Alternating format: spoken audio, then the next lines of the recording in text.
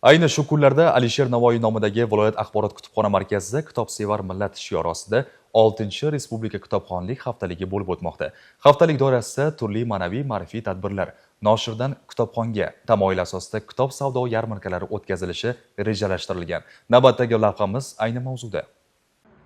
Kitobsevar millat ma'rifat sari muhim qadam. Ana shu ezgu g'oya ostida Alisher Navoiy nomidagi Sirdaryo viloyat axborot kutubxona markazida 6-Respublika kitobxonlik haftaligining tantanali ochilish marosimi yuqori saviyada tashkil etildi. Mazkur haftalik doirasidagi tadbirlar kitobxonlik madaniyatini oshirish, yoshlarni mutolaaga keng jalb etish hamda jamiyatda ma'naviy ma'rifiy muhitni mustahkamlashga xizmat qilmoqda. Tadbir bir qator nufuzli tashkilotlar hamkorligida o'tkazildi. Jumladan O'zbekiston Yoshlar ittifoqi Sirdaryo viloyati kengashi, viloyat hokimligi, O'zbekiston yozuvchilar uyushmasi hamda badiiy ijodkorlar uyushmasining hududiy bo'limlari, nogironlar assotsiatsiyasi, ma'naviyat va ma'rifat markazi va mudofaa ishlar boshqarmasi faxriylar kengashi mazkur tashabbusni qo'llab-quvvatladi. Tantanali marosimda keng jamoatchilik vakillari, yoshlar, harbiy xizmatchilar va turli soha xodimlari faol ishtirok etdi. Tadbir davomida kitobning inson hayotidagi o'rni, mutolaaning tafakkur va dunyoqarashini shakllantirishdagi beqiyos ahamiyati alohida ta'kidlandi.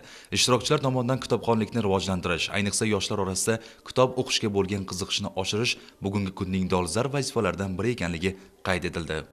Har bitta oilada kichik bir kutubxonalarni tashkil etilishi bu katta bir boylik deb hisoblasak bo'ladi. Sababi o'sha kitob o'qigan insonning fikrlashi, uning dunyo qarashi, vatanga bo'lgan muhabbati, o'sha ajdodlarimizga bo'lgan hurmati albatta ortib boradi. Yoshlarimizga ham shuni biz doim aytamiz, targ'ib qilamiz. Albatta kitob o'qigan inson albatta yuksalishdan to'xtamaydi. Tadbirning badiiy qismi ham ko'tarinki ruhda o'tdi. Viloyat ijod maktabi o'quvchilari tomonidan tayyorlangan sahna chiqishlari, milliy raqslar va kuy-qo'shiqlar ishtirokchilarga bayramona kayfiyat ulashdi. Bunday madaniy dasturlar kitobxonlik haftaligiga o'ziga xos ruh bag'ishlab, uning mazmun mohiyatini yanada boyitdi. Haftalik doirasida bir qancha ko'rgazmalar, kitob savdolari, qadrdon kutubxonamga kitob sovg'a qilaman aksiyalari o'tkazib kelinmoqda. Bu haftalikka kitobxonlarimizdan yoshi ulug', kitobni sevadigan yosh abituriyentlarimizni taklif qilganmiz. Bu kabi tadbirlar aholining, ayniqsa yosh avlodning ma'naviy kamolotida muhim o'rin tutadi.